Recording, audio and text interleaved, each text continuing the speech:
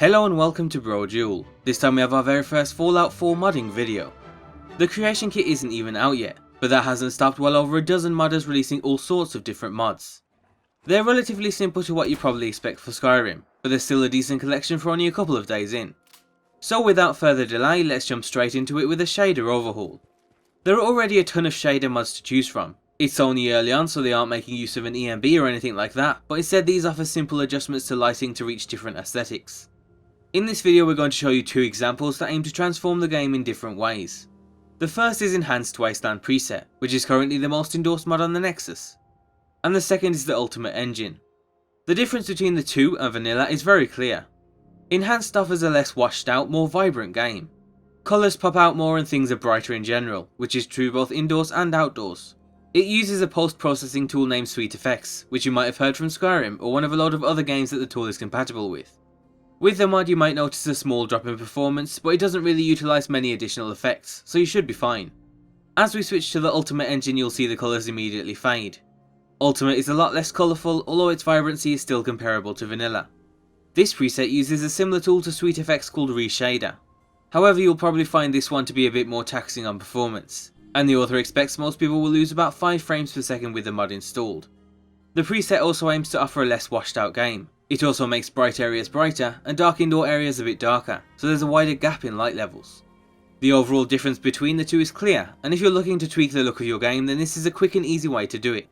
With EMBs coming out soon, we'll see more dramatic differences like those seen in Skyrim. Next up we have a Gun Sounds mod. This is the type of mod that you can expect before the creation kit. As of right now, the mod replaces the shooting sounds of 5 guns in the Wasteland. This includes the hunting rifle, the 10mm, the covert pistol, the double barrel shotgun and the 44 Magnum. There's no real aim to these other than to offer something new. When installing the mod you can add them all together or install only one, so we'll let you hear them now and you can choose which ones you might want in your game.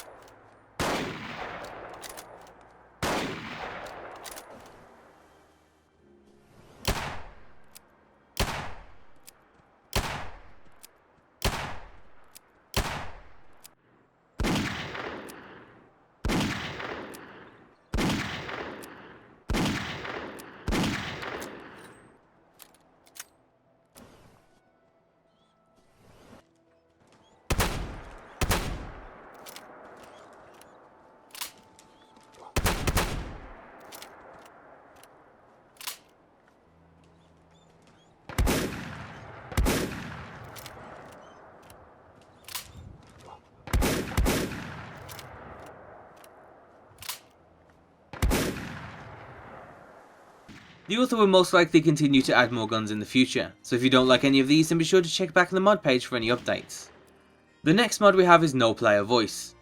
Just as the name says, this is a mod that silences the voice of the player's character in Fallout 4.